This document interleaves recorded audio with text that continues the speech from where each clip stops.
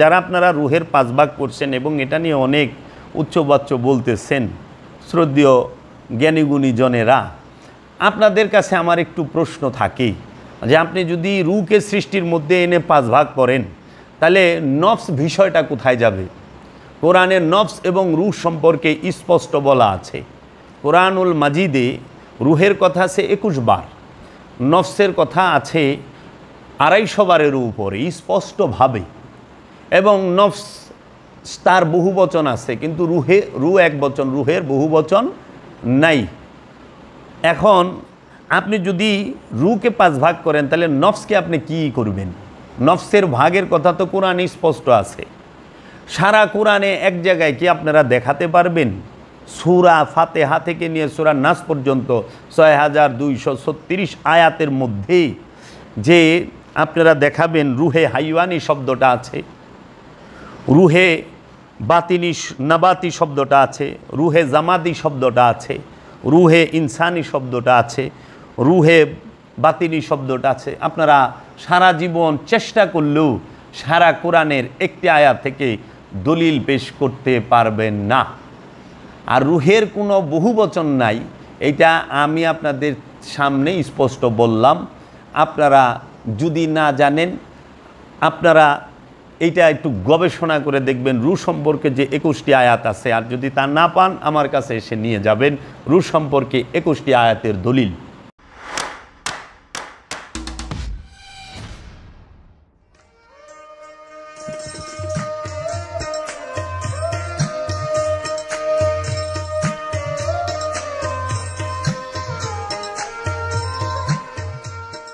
বিসমিল্লাহির রহমানির রহিম। নাহনু আকরাবু ইলাইহি মিন হাবলিল ওয়ারিদ ওয়া নুফাক্তু মিন রূহি। সাদাকাল্লাহুল আযীম।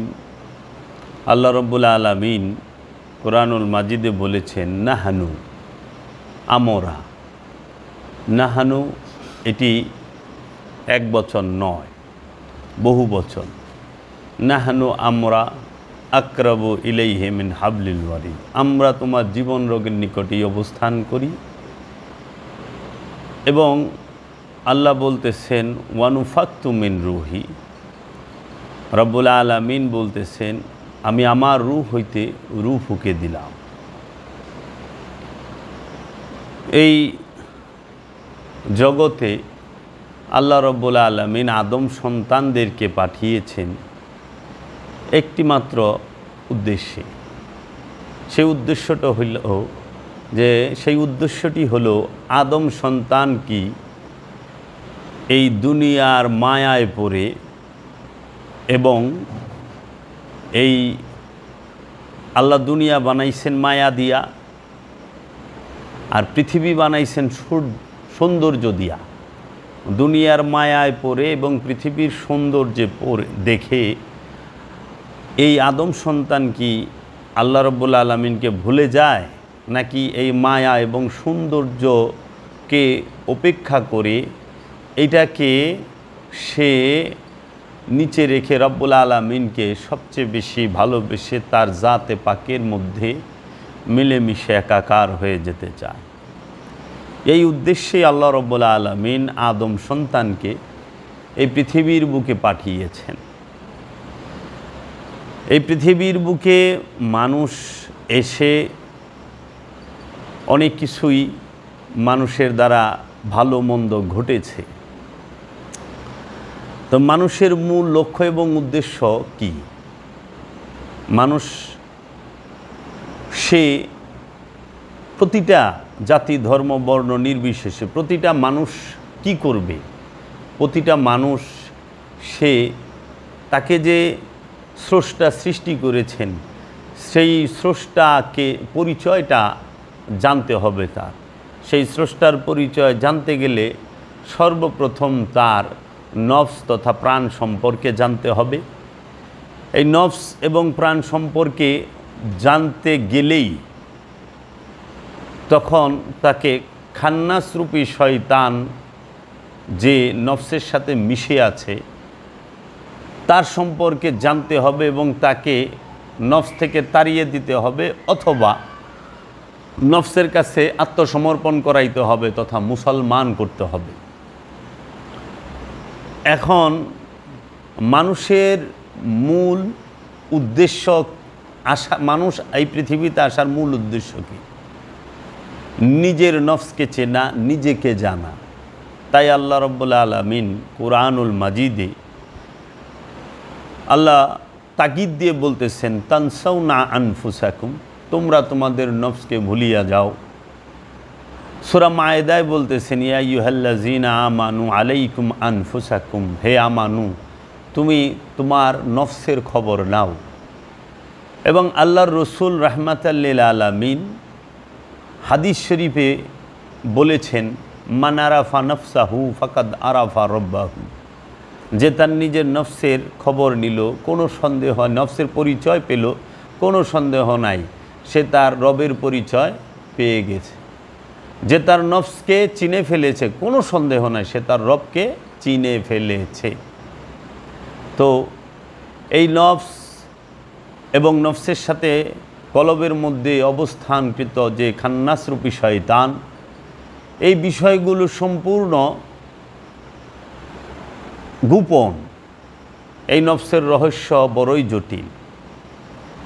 তাই আমরা অনেকেই অনেক সময় আমাদের সমাজে বিজ্ঞ জন এবং সাধারণ মানুষ নফস খান্নাসরূপী শয়তান সম্পর্কে তো বুঝেই না, এবং রূহ সম্পর্কে আরও বুঝতে পারে না। রূহ যে রহস্যেরও রহস্যের ভাণ্ডার, রূহ গোপনেরও গোপন, রহস্যেরও রহস্য, এই রূহ সম্পর্কে জানা নাই। এখন যখন রূহ সম্পর্কে আপনি কোনো ওলিয়ে কামেল, আল্লাহর ওলি, লাহুত রাজ্যের যিনি ওলি, তিনি যখন একজন বিজ্ঞ লোককে বুঝাইতে যায়, তখন সে বুঝ না নিয়ে উল্টো সে তার প্রতিক্রিয়া হয়তো প্রকাশ করে। আমরা দেখতে পাই, আমরা শুনেছি এবং পেয়েছি যে এখানে একটি বিশ্ববিখ্যাত দার্শনিকের, বিশ্ববিখ্যাত একজন নোবেলজয়ীর কথা মনে পড়ল। বিশ্ববিখ্যাত নোবেলজয়ী লেখক জর্জ বার্নার্ড শো, তিনি একটি কথা বারবার বুঝিয়ে দিয়ে গেছেন এই বলে যে, যাদের আল্লাহ আকাশে থাকে তাদের থেকে দূরে থাকতে চেষ্টা করো, কারণ এরা নিষ্ঠুর এবং ভয়ঙ্কর। এরা যে কোনো নিষ্ঠুর কাজ করতে দ্বিধাবোধ করবে না। যাদের আল্লাহ আসমানে থাকে তাদের থেকে দূরে থাকতে কইছে। তিনি একজন নোবেলজয়ী, তিনি বলছেন যাদের আল্লাহ আসমানে থাকে তাদের থেকে তোমরা একটু দূরে থাইকো, কারণ এরা বিপজ্জনক এবং এরা নিষ্ঠুর এবং ভয়ঙ্কর। এরা যে কোনো নিষ্ঠুর কাজ করতে দ্বিধাবোধ করবে না। তাই আমরা দেখতে পাই, যাহারা এই মনে করেন আল্লাহ রাব্বুল আলামিন এই মহাশূন্যের উপরে যে সাত আসমান সেখানে থাকেন, তাহারা আসলেই আমরা সমাজ জীবনে দেখি, ব্যক্তি জীবনে দেখি বিপজ্জনক হয়। কিন্তু যাদের কোরআনুল মাজিদের এবং আল্লাহর রসুলের এলমে তাসাউফের শিক্ষা যাদের মধ্যে আছেন, তাহারা সবসময়ই জানেন যে আল্লাহ রাব্বুল আলামিন বলছে, ফা ইন্নী কারিবুন, নিশ্চয়ই আমি তোমাদের নিকটে অবস্থান করি। এবং আল্লাহ রাব্বুল আলামিন বলছেন, আইনামা তুয়াল্লু ফাসাম্মা ওয়াজহুল্লাহ, তুমি যেদিকে তাকাইবা আমি ছাড়া কিছুই দেখবা না। ওহুয়া মাকুম আইনা মাকুম তুমি যেখানে আমিও সেখানে। নাহানু আকরাবু ইলাইহি মিন হাবলিল ওয়ারিদ, আমরা তোমার জীবন রোগের নিকটেই অবস্থান করি। এবং আল্লাহ বলতেছেন, ইন্নাল্লাহা মাআল মুমিনিন, নিশ্চয়ই আমি মুমিনদের সাথে আছি। আল্লাহ বলছেন আমি মুহসিনিনদের সাথে থাকি। আল্লাহ বলছেন আমি সাবিরিনদের সাথে থাকি। আল্লাহ বলছেন আমি মুত্তাকিদের সাথে থাকি। তো যার সাথে, যার নিকটে, যার অন্তরে আল্লাহ থাকে, সে অত্যন্ত বিনয়ী এবং মহাজ্ঞানী হয়ে থাকেন। তাহারাই এই রূহ সম্পর্কে বুঝতে পারেন। আর যাদের আল্লাহ আসমানে থাকেন, তাহারা কি করেন? রূহেকে নুরানি মাখলুক বলে থাকেন। যে রু নুরানি মাখলুক, নওজুবিল্লাহ মিন যালিক। রু কখনো মাখলুক নয়। সারা কোরআনে রুকে কোথাও মাখলুক বলা হয় নাই। রু এক বচন, রুহের কোনো বহু বচন নাই। রু সৃষ্টি নয়, আল্লাহ কোথাও রুকে সৃষ্টি বলে নাই। যাহা সৃষ্টি নয় তাহার কোনো ভাগ হয় না। ভাগ হইতে গেলে সৃষ্টি হইতে হবে। রূহ স্বয়ং আল্লাহ রব্বুল আলামিনের আমর, রব্বুল আলামিনের আদেশ, রব্বুল আলামিন হইতে আগত রবের সুপ্ত এবং গুপ্ত রূপের নামই হচ্ছে রূহ। এই রূহ রূপেই রব্বুল আলামিন এই সমগ্র সৃষ্টি জগতের দুইটা প্রাণীর মাঝে অবস্থান, দুইটা প্রাণ মানে নফসের নিকটে, দুইটা নফসের নিকটে অবস্থান করেন, দুইটা প্রাণীর নিকটে। এক হলো জিন আর এক হলো ইনসান। যার নিকটে সুপ্ত এবং গুপ্ত রূপে অবস্থান করেন জিন এবং ইনসান। আর রূপ প্রকাশিত হয় একমাত্র মানুষের মধ্যে, ইনসানের মধ্যে। জিনের মধ্যে রুহের প্রকাশ বিকাশ হয় না। রুহের প্রকাশ বিকাশ যখন এই নফস মানুষের নফসের মধ্যে হয় তখন সে হইয়া যায় আদম, সে হইয়া যায় ওলিয়ে কামেল।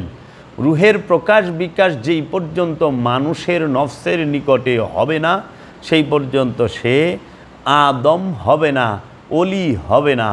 অলি হইতে গেলে রুহের প্রকাশ এবং বিকাশ এই নফসের নিকটে হইতেই হবে। এর জন্য জিনের নফসের নিকটে রূহ গুপ্ত এবং সুপ্ত রূপে অবস্থান করে, মানুষের নফসের নিকটে রূহ সুপ্ত এবং গুপ্ত রূপে অবস্থান করে। মানুষের মধ্যে যখন রূপ প্রকাশ এবং বিকাশ হয় তখনই সে ওলিয়ে কামেল এবং আদমে পরিণত হয়। এখন আমাদের সমাজে কিছু অনেক জ্ঞানীগুণী জন আছেন, বিজ্ঞজন আছেন, যারা রূহ সম্পর্কে তাদের স্পষ্ট ধারণা নাই, না বুঝার কারণে তারা রুহের 5 ভাগ করেন এবং সেটা তারা কিতাবেও লিখে ফেলেছেন এবং সেটা নিয়ে তারা অনেক রকম গজল, নাত, সঙ্গীত তারা লিখেছেন। সেই রুহের 5 ভাগটা আবার এইভাবে করছেন। আপনারা যদি দেখেন, রুহকে সৃষ্টির মধ্যে এনে 5 ভাগ করে ফেলে। 1 নাম্বার ভাগ রুহে জামাদি, 2 নাম্বার ভাগের নাম হলো রুহে নাবাতি, 3 নাম্বার ভাগের নাম হলো রুহে হাইওয়ানি, 4 নাম্বার ভাগ হলো রুহে ইনসানি, 5 নাম্বার ভাগ হলো রুহে বাতেনি। তাহলে এইখানে যে 4 নাম্বার, এই 3 নাম্বার যে বিষয়টা রুহে হাইওয়ানি, মানে হাইওয়ান শব্দের অর্থ হলো জানোয়ার, আর রুহ মানে হচ্ছে রবের আদেশ, আমর। তো জানোয়ারের মধ্যেই পশুর মধ্যে আল্লাহ রূহ কীভাবে ফুঁকে দিল, এই দলিলটা তারা কোরআনুল মাজিদে, দর্শনে, রসুলের হাদিসে কোথায় পাইল? এখন যদি আপনি রুহের 5 ভাগ করেন, যারা আপনারা রুহের 5 ভাগ করছেন এবং এটা নিয়ে অনেক উচ্চবাচ্য বলতেছেন শ্রদ্ধেয় জ্ঞানীগুণী জনেরা, আপনাদের কাছে আমার একটু প্রশ্ন থাকে যে আপনি যদি রুহকে সৃষ্টির মধ্যে এনে 5 ভাগ করেন তাহলে নফস বিষয়টা কোথায় যাবে? কোরআনের নফস এবং রূহ সম্পর্কে স্পষ্ট বলা আছে। কোরআনুল মাজিদে রুহের কথা আছে 21 বার, নফসের কথা আছে 250 বারের উপরে স্পষ্টভাবে, এবং নফস তার বহু বচন আছে, কিন্তু রূহ এক বচন, রুহের বহু বচন নাই। এখন আপনি যদি রুহকে 5 ভাগ করেন তাহলে নফসকে আপনি কি করবেন? নফসের ভাগের কথা তো কোরআনে স্পষ্ট আছে। সারা কোরআনে এক জায়গায় কি আপনারা দেখাতে পারবেন সূরা ফাতিহা থেকে নিয়ে সূরা নাস পর্যন্ত 6236 আয়াতের মধ্যে যে আপনারা দেখাবেন রুহে হাইওয়ানি শব্দটা আছে, রুহে বাতিনি নাবাতি শব্দটা আছে, রুহে জামাদি শব্দটা আছে, রুহে ইনসানি শব্দটা আছে, রুহে বাতিনি শব্দটা আছে? আপনারা সারা জীবন চেষ্টা করলেও সারা কোরআনের একটি আয়াত থেকে দলিল পেশ করতে পারবেন না। আর রুহের কোনো বহুবচন নাই, এইটা আমি আপনাদের সামনে স্পষ্ট বললাম। আপনারা যদি না জানেন, আপনারা এইটা একটু গবেষণা করে দেখবেন। রু সম্পর্কে যে 21টি আয়াত আছে, আর যদি তা না পান আমার কাছে এসে নিয়ে যাবেন রু সম্পর্কে 21টি আয়াতের দলিল। এখন আসেন, আপনি নফস তথা প্রাণকে নফস বলাই ভালো। নফসের কয়েকটি ভাগ করা যায়, যেমন নফসে আম্মারা। নফসে আম্মারার কথা কোরআনে আছে, এক নফস, সেই নফসের বেশ কয়টি ভাগ আছে, যেরকম নফসে আম্মারা, নফসে লওয়ামা, নফসে মুতমাইন্না। আবার বলা হয় নফসে মুলহেমা এবং নফসে ওয়াহেদাতা। এবং এই নফসের আবার যে এই ভাগ, নফসে আম্মারা, নফসে লওয়ামা, নফসে মুতমাইন্না, নফসে মুলহেমা, আবার এই নফস অনেকের হয়। যেরকম আপনারা নফস আর রুহের ভাগ না বুঝতে পেরে যেইটা নফসের সাথে হবে সেইটা আপনারা যা লাগাই দিয়েছেন রুহের সাথে। সেটা কি? নফসে ইনসানি, মানুষের নফস প্রাণ, নফসে জিন্নি, জিনের প্রাণ, নফসে হাইওয়ানি, জানোয়ারের প্রাণ, নফসে সাজারা, গাছের প্রাণ, এই যে উদ্ভিদের প্রাণ, এবং নফসে এইরকমভাবে যদি আপনি বলেন যে ওই জামাদাত, যেটা জমা হয়ে থাকে, পাথরও আমরা দেখি যে ছোট থেকে বড় হয়, তার প্রাণ আছে কি না এটা জীববিজ্ঞানীরাই বলতে পারবে ভালো।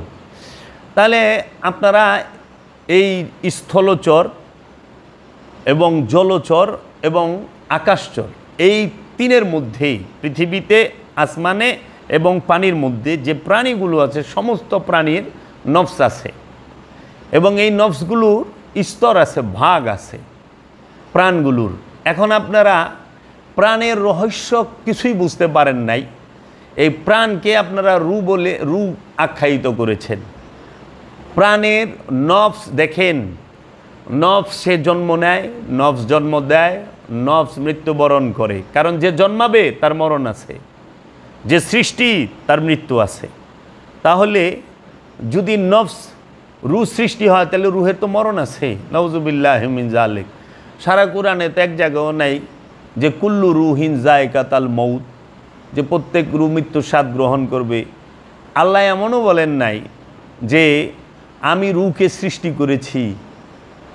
রু সৃষ্টিও না, রু মরেও না, কারণ সৃষ্টি হইলেই তার মৃত্যুর স্বাদ গ্রহণ করতে হবে। সৃষ্টিকে নফস, তাই কোরআন বলছে কুল্লু নফসুন যায়কাতুল মউত, প্রত্যেক নফস মৃত্যুর স্বাদ গ্রহণ করে। এবং সৃষ্টির সাথে কিছু লেগে থাকে। নফস যেহেতু সৃষ্টি, সেই নফসের মধ্যে উদ্দেশ্যমূলকভাবে আল্লাহ শয়তানকে ঢোকাইয়া দিছে, খান্নাস রূপী শয়তানকে নফসের সাথে দিয়া দিছে, দিয়া আবার আল্লাহ কয়ে দিচ্ছে মিন শাররিল ওয়াসওয়াসিল খান্নাস, শয়তান থেকে তুমি মুক্তি নাও, খান্নাস রূপী শয়তান হইতে মুক্তি নাও। এখন এই খান্নাস রূপী শয়তানকে যখন নফসের সাথে দিয়ে দিছে, তখন কি করে নফস? নফস তো সৃষ্টিগতভাবে পবিত্র।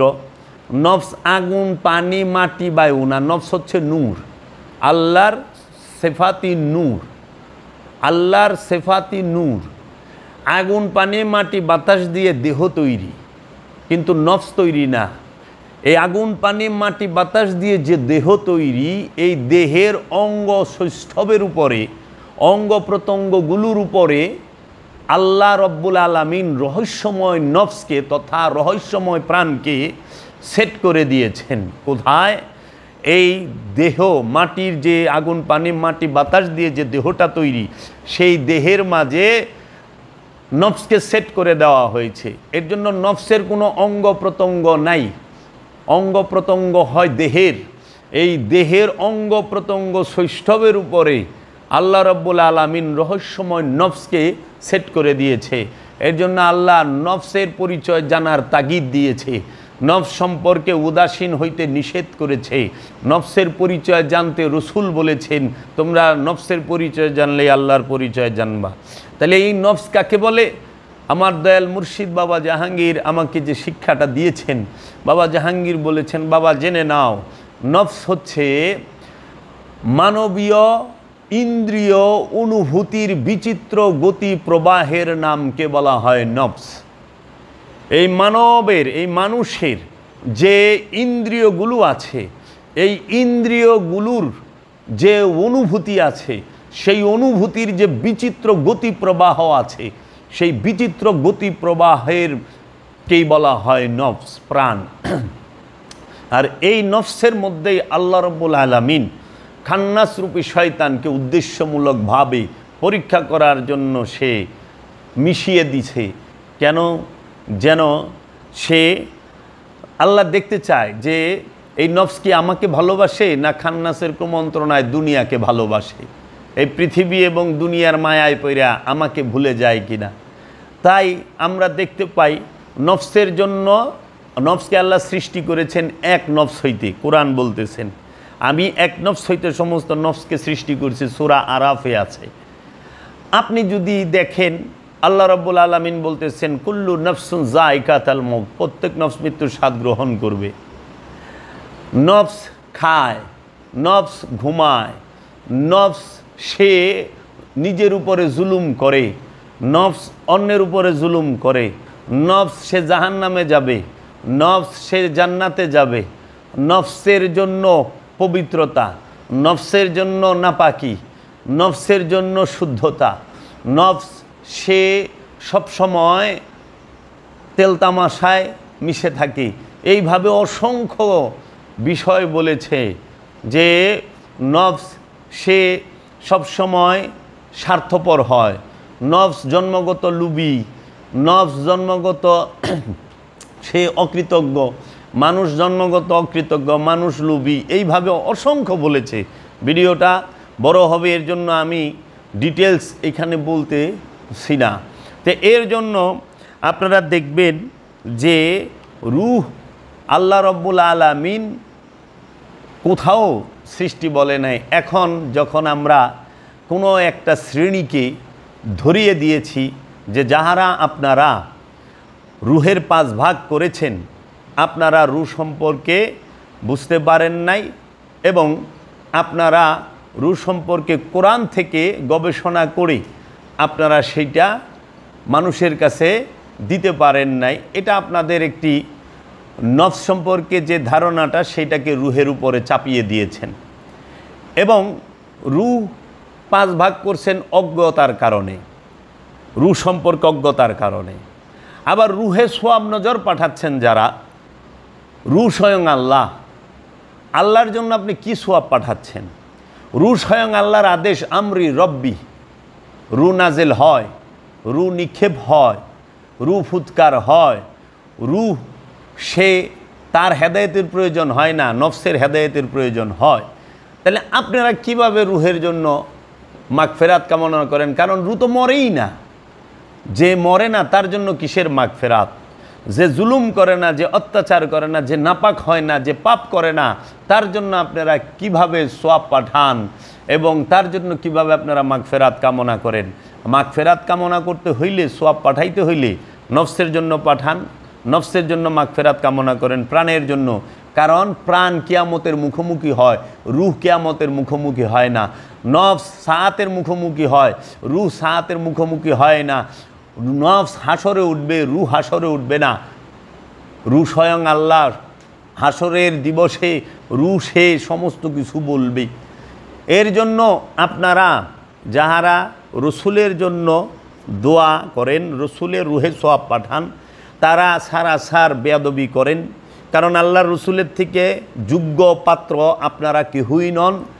আপনারা যারা রসুলের জন্য সওয়াব পাঠান, রসুলের রূহে সওয়াব পাঠান, রসুলের রওজায় সওয়াব পাঠান, তারা ভুল করেন, এন থেকে সইরা আসেন।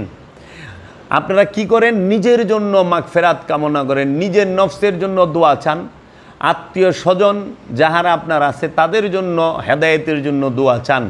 আপনারা রসুলের উসিলায় দোয়া চান, কিন্তু রসুলের জন্য দোয়া করতে যায়েন না। এটা কিন্তু এই যারা রসুল মানেন না, রসুলকে ছোট করে দেখেন, তাদের সূক্ষ্ম চক্রান্ত।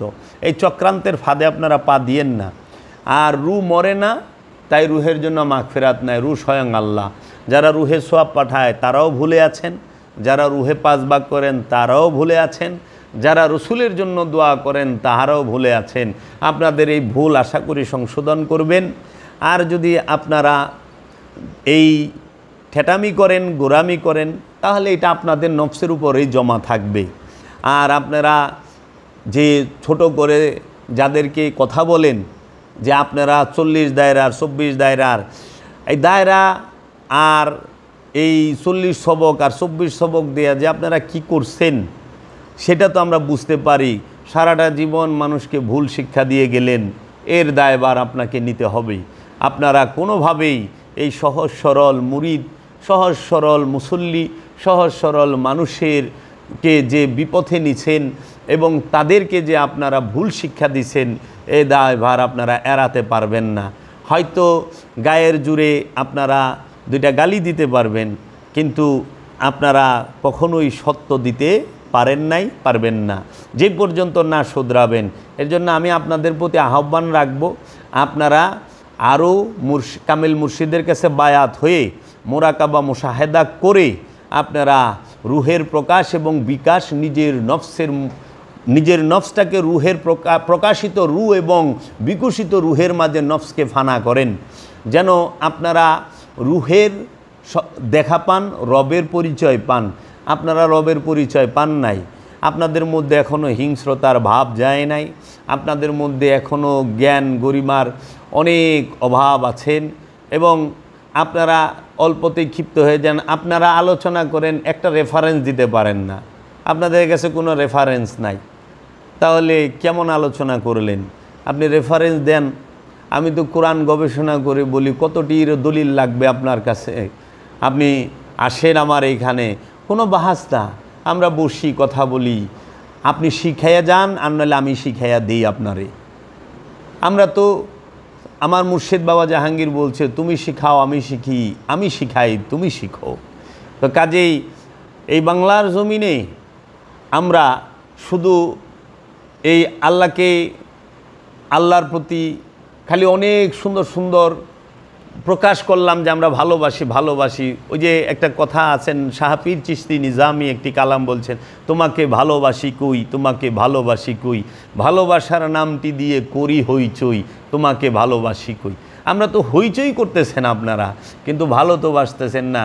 কারণ কোরআনুল মাজিদ থেকে খান্নাসরূপী শয়তানের পরিচয়টা বাবা জাহাঙ্গীর তুলে ধরেছেন। এখন যদি আপনাদেরকে জিজ্ঞেস করা হয় যে বাবা, আমাদের সমাজে বলে যে বাবা রে, যত ভুল ভ্রান্তি অপকর্ম আকাম কুকাম যাই করছি আমরা সব শয়তানের কুমন্ত্রণায় পড়ছি, শয়তানের ফেরেবে পইরা করছি, নফসের খায়েশে পইরা করছি। তো এখন কথা হচ্ছে যে আল্লাহ যখন বলল উসুজুদুল আদামা, হে ফেরেশতারা আদমকে সেজদা দাও, ফেরেশতাদের সর্দার আজাজিল, সে যাতে জিন ছিল, সেই আজাজিল সে সেজদা না দিয়ে আল্লাহকে বলল, আল্লাহ আমি আদম হইতে উত্তম। এই যে কথাটি বললেন তিনি, যে শয়তান বলল যে আমি আদম হইতে উত্তম। তো এই যে কথাটা বলল আল্লাহর মুখের উপরে, তো এই যে কুবুদ্ধি কিংবা এই কথাটা সে কিভাবে বলল? কারণ আজাজিলের আগে তো কোনো শয়তান ছিল না। শয়তান ছিল? আমরা নয় আল্লাহকে সেজদা করি না, আল্লাহর ইবাদত করি না, আল্লাহর হুকুম মানি না, আমরা পাপাচার কামাচারে লিপ্ত, শয়তানের কুমন্ত্রণায়। শয়তান আল্লাহর সাথে বলছে বনি আদমকে আমি জাহান্নামে ফালামু। কিন্তু আমাদের কাছে যদি জানার জন্য আমি আপনার কাছে বলি যে বাবা, শয়তানের আগে তো কোনো শয়তান ছিল না, আজাজিলের আগে কোনো শয়তান ছিল না, ইমামে মালাইকার আগে, তাহলে তাকে কে এই বুদ্ধিটা দিল তুমি আদমকে সেজদা দিও না? তাকে কি বুদ্ধিটা কে দিল যে তুমি আল্লাহকে বললো আমি আদম হইতে উত্তম? এর উত্তর আমার জানা আছে, কিন্তু আমি এইখানে এড়িয়েই গেলাম, দিতে পারলাম না। আর এই কথাটি আপনি বাবা জাহাঙ্গীরের যে কিতাব এবং মৌলানা রুমের যে পীর বাবা শামশের তাবরিজের কিতাবের মধ্যে আপনি পাবেন। বাবা শামশের তাবরিজ মূলত এই আলোচনাটি করেছেন এবং আমার দয়াল মুর্শিদ বাবা জাহাঙ্গীরও করেছেন। তা আমি উদারতা আহ্বান রাখব, আপনারা জ্ঞানের আলোচনা জ্ঞান দিয়ে ডিবেট করতে হয়, জ্ঞানকে জ্ঞান দিয়ে ধরতে হয়, জ্ঞানকে গালি দিয়ে ধরতে হয় না। তাই আমি বলতে চাই, জগতে কেউ আজ পর্যন্ত এই নফস কি সেইটা আপনারা কেউই বলতে পারেন নাই। নফস কি স্পষ্টভাবে যদি বলে থাকে সেটা আমি জাবের বলেছি, এটা সম্পূর্ণ আমার মুর্শেদ বাবা জাহাঙ্গীরের দয়ায় এবং তার রহমতে আমি এটা বলতে পেরেছি, জানতে পেরেছি। তাই আপনারা মুরিদদের নফস কি সেইটাই তো জানাইতে পারেন নাই, রু কি এটা কোথা থেকে জানাবেন? রুর আপনারা রুহের ধারের কাছেও যান নাই, কারণ লাহুত রাজ্যে গেলে রুহের পরিচয় পাওয়া যায়।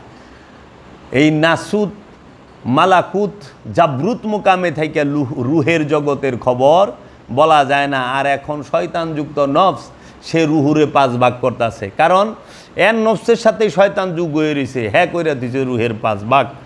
তো আশা করি আপনারা আপনাদের ভুল শুধরাবেন, আমার বিনীত অনুরোধ রইল। এখানেই রাখলাম।